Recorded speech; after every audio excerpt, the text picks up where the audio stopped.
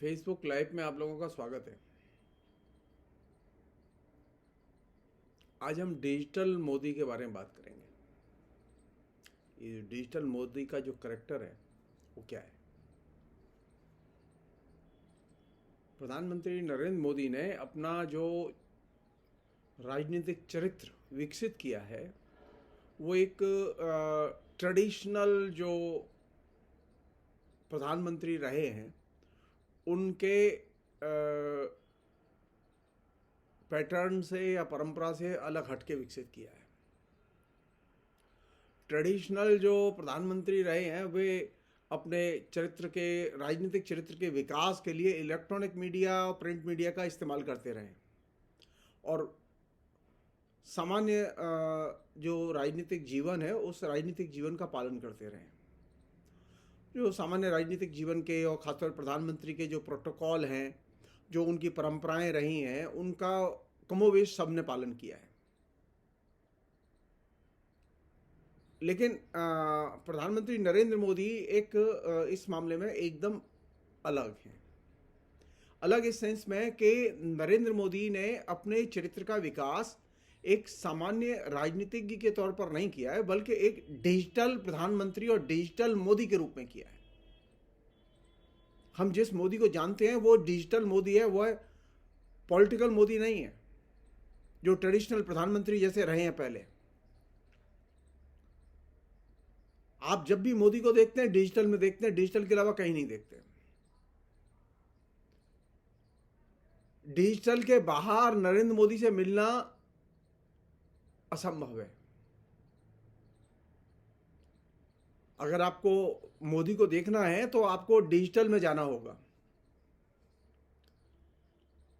आपको electronic media में जाना होगा। और डिजिटल में जाने के लिए और इलेक्ट्रॉनिक मीडिया में जाने के लिए इन दोनों के उपकरण तो आपके पास होने चाहिए। मसलन अगर आपको नरेंद्र मोदी का भाषण सुनना है तो आपके पास में मोबाइल होना चाहिए जिसमें कि नरेंद्र मोदी का भाषण सुन सकें आप, या टेलीविजन होना चाहिए। तो नरेंद्र मोदी ने एक नई कल्चर पैदा किया है, वह है डिजिटल प्रधानमंत्री की कल्चर। और इसने डिजिटल मोदी पैदा किया है। ये पहले जैसे प्रधानमंत्रियों से एकदम भिन्न किस्म का चरित्र है। डिजिटल मोदी को देखने के लिए, उसके साथ में अपना जो है संपर्क बनाने के लिए आपके पास में डिजिटल कम्युनिकेशन के उपकरण होने जरूरी हैं। बिना उपकरण के, इलेक्ट्रॉनिक या टेली कम्युनिकेशन के उपकरण के, आप मोदी के साथ में कांटेक्ट नहीं कर सकते। और ये अब मोदी के साथ ही नहीं, मोदी ने अपने साथ जो सिस्टम जुड़ा हुआ है उसमें भी इस डिजिटल कनेक्शंस को एक कंपलसरी फिनोमिना बना दिया है। मसलन आपकी कोई शिकायत है, आप इंटरनेट पर जाइए, वेबसाइट पर जाइए, वेबसाइट बताई हुई है तरह तरह की, उन वेबसाइट में जाके शिकायत कीजिए, उसके बाद में उसके समाधान खोजे जाएंगे। अगर नरेंद्र मोदी को पाना है और नरेंद्र मोदी के प्रशासन को पाना है तो आपको डिजिटल में जाना होगा, और इसके लिए डिजिटल उपकरण का होना, इलेक्ट्रॉनिक उपकरण का होना आपके पास में बेहद जरूरी है। यानी नरेंद्र मोदी ने जनता की शरीर के साथ में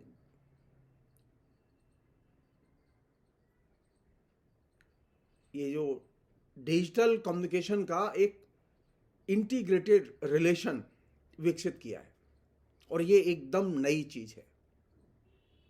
ये बेहद चिंता की चीज है और खतरनाक भी है। अब नरेंद्र मोदी डिजिटल कम्युनिकेशन के जरिए हर नागरिक के ऊपर निगरानी रखे हुए हैं। हर नागरिक उनसे जो बात करना चाहता है या उनको सुनना चाहता है उसे डिजिटल कम्युनिकेशन में जाना होगा। आप ये जो डिजिटल कम्युनिकेशन बंद कर दीजिए, नरेंद्र मोदी गायब हो जाएंगे। नरेंद्र मोदी का जितना भी गुल गपाड़ा है, हल्ला है, जो तूफान है, वो सारा का सारा इसलिए है क्योंकि वे डिजिटल इमेजों में रहते हैं और डिजिटल कम्युनिकेशन में रहते हैं। जिस दिन डिजिटल कम्युनिकेशन में ऐसी चीजें दाखिल हो जाएंगी जो कि नरेंद्र मोदी की तरफ से ध्यान हटाएं। नरेंद्र मोदी ध्वस्त हो जाएंगे। विपक्ष या दूसरे लोग कोई ऐसी चीज ले आएं, या वे यूट्यूबर जो तमाम किस्म के लोग हैं वे ऐसी चीज ले आएं केंद्र में जो कि डिजिटल मोदी की बजाय उसको देखना पसंद करें, लोग उसको सुनना पसंद करें।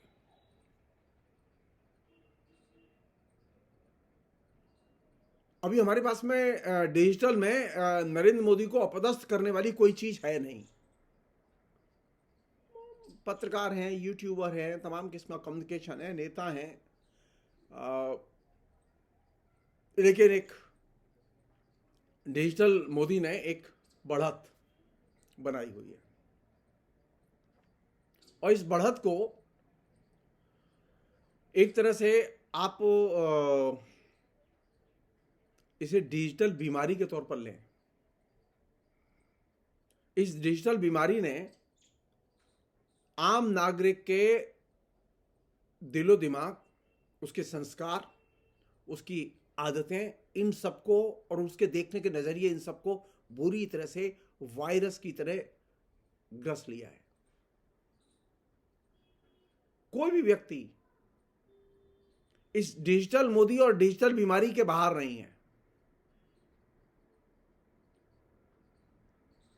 इसे कहते हैं डिजिटल मोदी का डिजिटल वायरस, जो कि हम सबके अंदर पेनिट्रेट कर चुका है। इसका कोई इलाज नहीं है, सिर्फ एक ही इलाज है, डिजिटल के बाहर जाओ, डिजिटल के बाहर जाके डायलॉग करो, डिजिटल के बाहर जाके पॉलिटिक्स करो, डिजिटल के बाहर जाके जनता को लामबंद करो और जनता को शिक्षित करो, और जनता को बताओ कि राजनीति डिजिटल में नहीं, सामाजिक यथार्थ में है। जो लोग ये सोच रहे हैं कि लड़ाई डिजिटल में लड़ी जाएगी और डिजिटल में जीती जाएगी, वे गलतफहमी के शिकार है। डिजिटल में मोदी कभी हार नहीं सकते। मोदी तभी हारेंगे जबकि वे नीचे हारेंगे। पिछली बार मैंने आपसे एक एपिसोड में कहा था कि नरेंद्र मोदी ने किस तरह से अपनी भाषा विकसित की है, इकसार भाषा विकसित की है। एक ऐसी भाषा विकसित की है जो कि उसने पूरे देश के वैविध्य को, भाषाई वैविध्य को, सांस्कृतिक वैविध्य को एकदम कुचल के रख दिया है।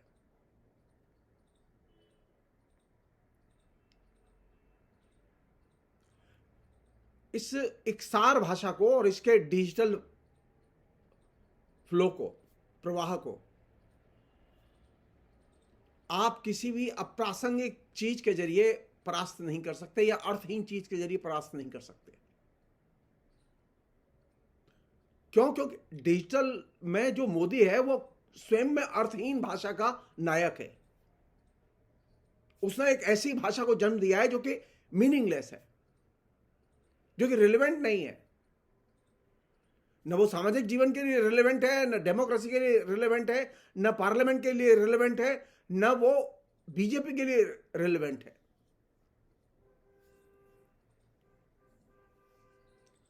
क्योंकि नरेंद्र मोदी जो भाषा बोलते हैं उस भाषा में विचारों का विनिमय, विचारों को लेकर संवाद संभव ही नहीं है। क्यों संभव नहीं है? क्योंकि नरेंद्र मोदी ने जो आपकी हैबिट में मोदी लैंग्वेज जो बिठाई है,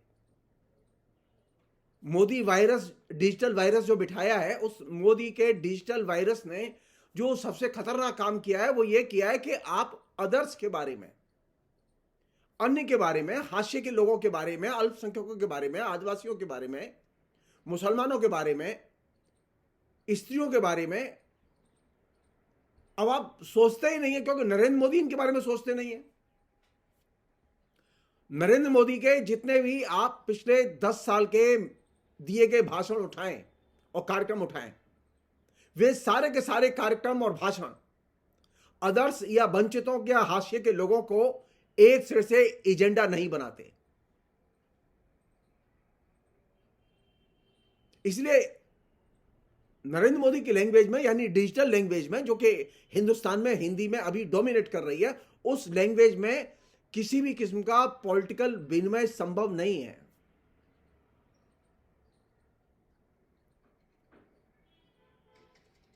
क्योंकि मोदी की भाषा अदर्स को अप्रासंगिक बना रही है।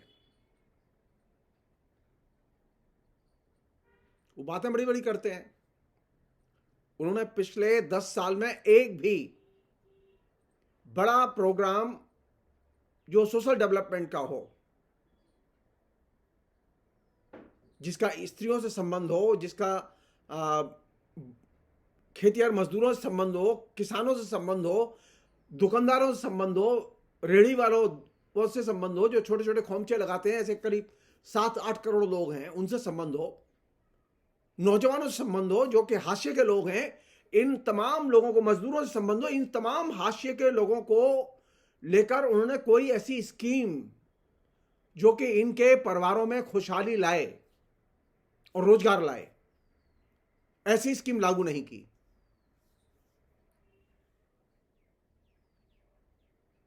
उन्होंने एक ऐसी स्कीम लागू की है जिसमें कि अर्थहीन भाषा भरी पड़ी है। डेवलपमेंट डेवलपमेंट डेवलपमेंट, सड़क सड़क सड़क, मंदिर मंदिर मंदिर। अब उनसे पूछा जाए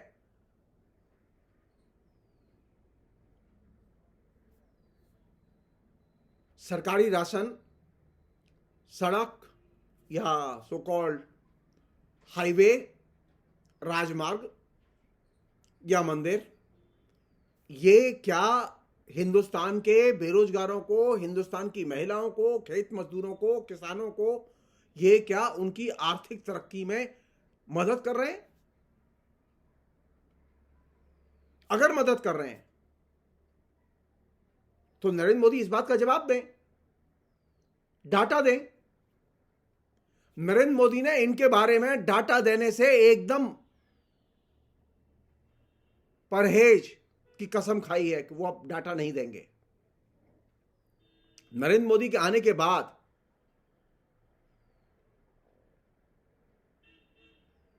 इन सभी वर्गों के डाटा तकरीबन आने सरकारी क्षेत्र से बंद हो गए। विभिन्न मंत्रालय डाटा रिलीज नहीं करते। मंत्रालयों में पत्रकारों की एंट्री बैन की जा चुकी है। राइट टू इंफॉर्मेशन एक्ट के तहत मंत्रालयों के जरिए सूचनाएं नहीं मिलती। यानी हिंदुस्तान में अब सिर्फ वही चीज पढ़ी जाएगी, वही चीज कही जाएगी, वही चीज सुनी जाएगी जो नरेंद्र मोदी बोलेंगे।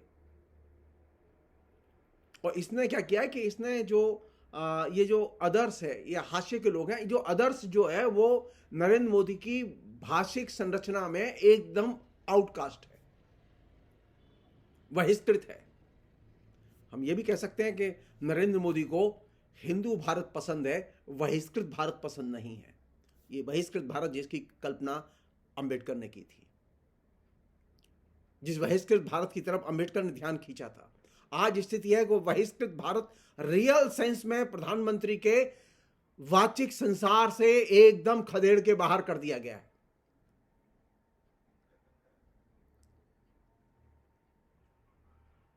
एक और चीज है जो कि बहुत ही दिलचस्प चीज है लेकिन बहुत खतरनाक है। ये डिजिटल मोदी और डिजिटल मोदी ने जो डिजिटल हैबिट डेवलप की, उसने सुनने वाले की सदिच्छाएं और सद्भावनाएं और अच्छे विचारों की तरफ जो एक आकर्षण, इन तीनों चीजों को एक सिरे से नष्ट कर दिया है। जो लोग सोचते हैं कि डिजिटल कल्चर्स और डिजिटल कम्युनिकेशन और डिजिटल हाइप के जरिए बहुत ही बेहतर कम्युनिकेशन होता है, उसका ये साइड इफेक्ट है कि सदिच्छाएं, सद्भावना और अच्छे विचार, इन तीनों की नरेंद्र मोदी के जो डिजिटल कम्युनिकेशन के श्रोता हैं उनके अंदर से विदाई की जा चुकी है। क्यों? क्योंकि नरेंद्र मोदी के भाषण का जो पूरा का पूरा पैटर्न है और जो तरीका है, उसमें यह है कि ये सदिच्छाएं हैं, ये अच्छे विचार हैं, ये तमाम किस्म की आइडियोलॉजीज हैं, ये सब गुजरे गए जमाने की चीजें, ये अब जरूरत की चीज नहीं है। बल्कि अब जरूरत की चीज क्या है? गैस का कनेक्शन, उज्ज्वला, पीएम की जो योजनाएं, जिनको पीएम अपने भाषण में रिपीटेडली पिछले 10 साल से दोहरा रहे हैं, सिर्फ उन चीजों पर बात करो। तुम किसी सामाजिक संकट पर बात मत करो, किसी आर्थिक संकट पर बात मत करो, किसी लॉ एंड ऑर्डर की बड़ी समस्या पर बात मत करो, यानी मणिपुर पर बात मत करो। तुम आपस में आलोचना मत किया करो।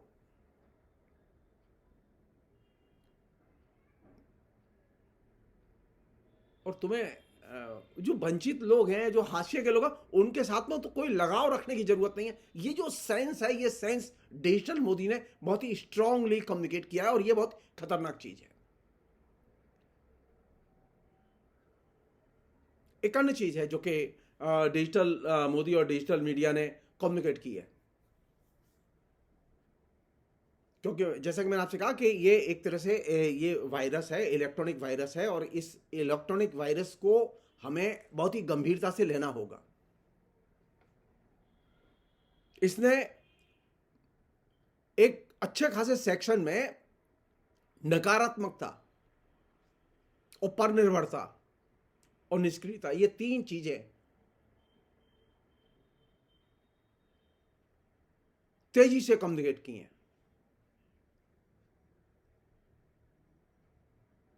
ये जो पकौड़े तलो वाला जो मुहावरा था, जिसमें कि नरेंद्र मोदी ने कहा कि बेरोजगार हैं तो पकौड़े तलें और पकौड़े बेचें, ये मुहावरा क्यों था?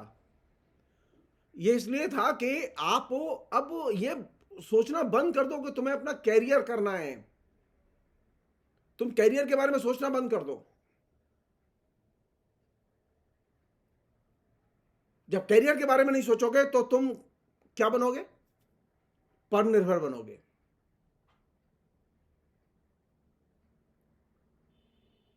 तो जब नकारात्मकता, परनिर्भरता और निष्क्रियता ये सामाजिक जीवन में पिरो दिए जाएंगे, तो लोगों के पास में तो मंदिर जाने और तीर्थाटन करने के अलावा कोई काम नहीं रहेगा।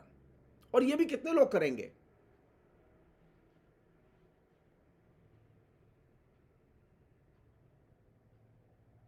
कहने का मतलब यह है कि मोदी की भाषा की गिरफ्त में आने के बाद व्यक्ति और कुछ सोच ही नहीं सकता सिवाय इसके कि मोदी क्या सोच रहे हैं, और मोदी जो सोच रहे हैं वही उसे वो सोचे।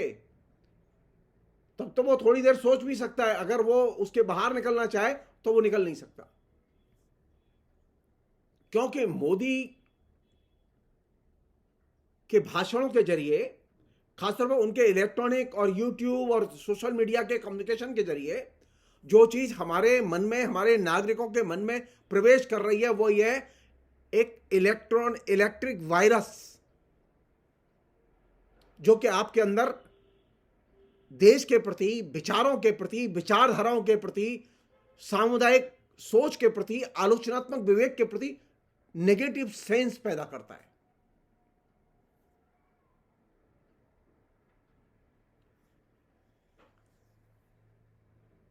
एक ऐसा सेंस पैदा करता है कि आप सिर्फ अपने बारे में सोचिए, दूसरों के बारे में मत सोचिए।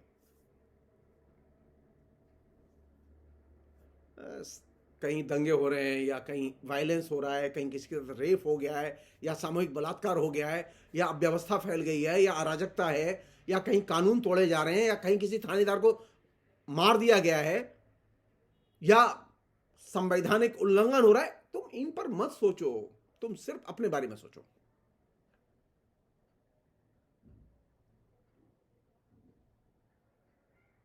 और तो और आधुनिकता के जितने भी प्रचलित मूल्य हैं उनके बारे में मत सोचो,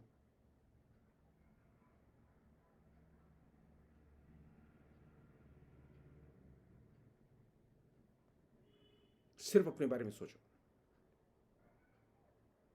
तो अपना पेट कैसे भरोगे, अपनी रोटी रोजी कैसे कमाओगे, अपनी रोटी रोजी कैसे बचाओगे, सिर्फ इसके बारे में सोचो। ये जो मोदी की भाषा और डिजिटल मोदी का कम्युनिकेशन है, इसने एक ऐसे समाज को पैदा किया है जो कि समाज अपने ही कष्टों को, अपनी ही पीड़ाओं को न तो व्यक्त कर सकता है, न डिस्कस कर सकता है, न वो साझा कर सकता है।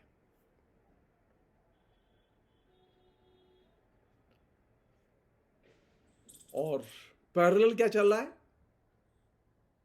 पैरेलल ये चल रहा है कि लगातार सेक्स स्कैंडल हो रहे हैं, रेप की, सामूहिक बलात्कार की, रोज खबरें मीडिया में आ रही हैं। लगातार बोलने की आजादी पर हमले किए जा रहे हैं, लोगों के ऊपर हमले किए जा रहे हैं, सूचना की स्वतंत्रता पर, अभिव्यक्ति की स्वतंत्रता पर हमले किए जा रहे हैं, और लोगों से क्या कहा जा रहा है? इन सब पर बात मत करो। राम मंदिर बन रहा है, 22 तारीख के बाद में अयोध्या जाना है। सिर्फ मंदिर के बारे में सोचो, राम जी के बारे में सोचो। राम जी करेंगे बेड़ा पार। और तो और क्लाइमैक्स है डिजिटल मोदी का। अब वो रोज एक भजन किसी नवोदित गायक गायिका का वो सजेस्ट करते हैं कि राम भज, राम भज, राम भज। अरे अगर राम भज ही अगर महत्वपूर्ण है तो हमारी गुजारिश है कि सारे चैनलों से सारे मनोरंजन के कार्यक्रम बंद करा के अखंड रामायण के पाठ शुरू करा देने चाहिए और अहरनिश कराए जाने चाहिए जब तक कि नरेंद्र मोदी चुनाव न जीत जाए।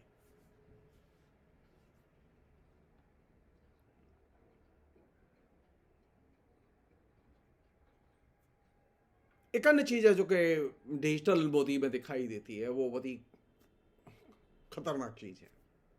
पहले जितने प्रधानमंत्री रहे उन प्रधानमंत्रियों के व्यक्तित्व की ये विशेषता थी कि उनके पास में कोई ना कोई नई चीज थी, नए विचार थे, नए विचारों का वे स्वागत करते थे, तमाम विचारधाराओं के प्रति उनका एक सम्मान का भाव था। नरेंद्र मोदी के भाषणों को अगर आप देखेंगे तो उनके पास में कोई नया विचार नहीं है।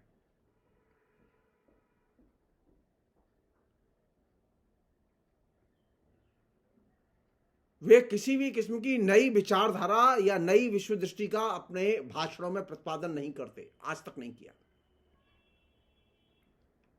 बल्कि वे एक नई चीज को उन्होंने क्रिएट किया है, वह डिक्टेटरों की लैंग्वेज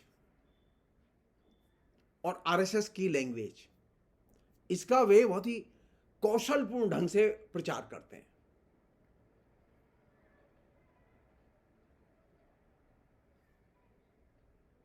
डिक्टेटरों की भाषा और आरएसएस की भाषा को मिला के जो उन्होंने रसायन तैयार किया है वह मोदी की भाषा का रसायन है। और ये जो मोदी की भाषा है ये जनता की भाषा पर मिट्टी डालने का काम कर रही है, जनता की चेतना को ढकने का, उसे प्रदूषित करने का काम कर रही है।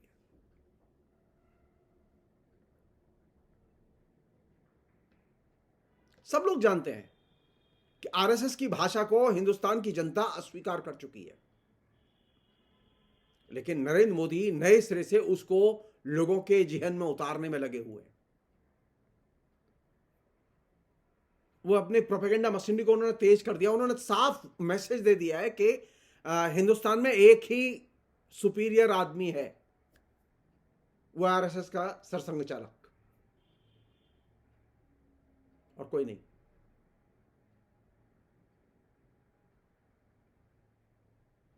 जब नरेंद्र मोदी धर्म की भाषा कर रहे हैं और धर्म की भाषा बोल रहे हैं और धर्म का अनुष्ठान कर रहे हैं तो नरेंद्र मोदी के सामने सबसे बड़ी चुनौती और सबसे बड़ा आकर्षण वो जो 5 लोग गर्भगृह में जाके राम जी की प्राण प्रतिष्ठा करेंगे, उन 5 लोगों में एक मोहन भागवत है। मुख्यमंत्री समझ में आते हैं उसमें, प्रधानमंत्री भी समझ में आते हैं उसमें, लेकिन मोहन भागवत किस हैसियत से ये समझ में नहीं आता। नरेंद्र मोदी का साफ मैसेज है कि मुझे सिर्फ आरएसएस की भाषा और आरएसएस की राजनीति पसंद है। और इसी अर्थ में ये जो राम का जो प्राण प्रतिष्ठा का जो आयोजन है, कांग्रेस ने सही नाम दिया है कि ये आरएसएस बीजेपी का जो है पॉलिटिकल इवेंट है। इसका धार्मिक अनुष्ठान से कोई लेना देना नहीं है। एक अन्य चीज वो ये कि जब नरेंद्र मोदी ये सब धर्म की बात करते हैं ना, और नरेंद्र मोदी जब आरएसएस की भाषा बोलते हैं तो वे एक काम कर रहे होते हैं, क्योंकि उनकी डिजिटल जो मीडिया गेम है उसका एक बहुत बड़ा हिस्सा है वो ये कि भारत के ऐतिहासिक सत्य को जनता से छुपाओ और उसे विकृत करो। और ये वो खतरनाक बिंदु है जहां से कि वो एक नए भारत के निर्माण का सपना, ऐतिहासिक सत्य के विकृतीकरण के जरिए लोगों के जेहन में उतारना चाहते हैं, जिससे इसकी सावधान रहने की जरूरत है।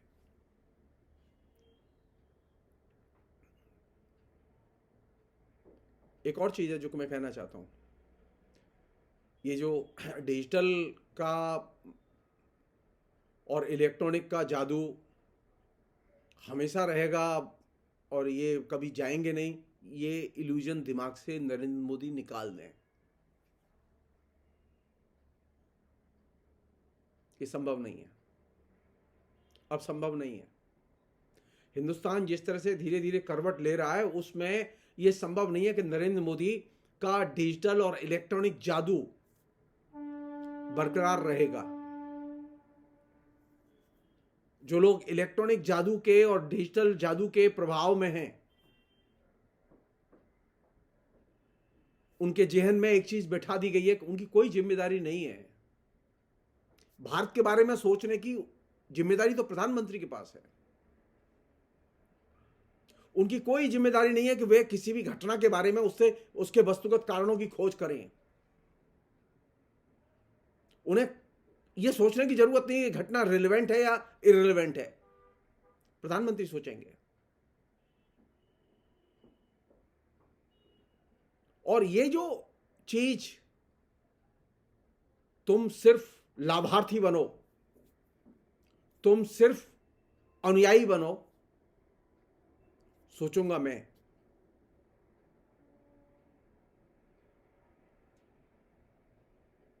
तुम्हें सोचने की जरूरत नहीं है।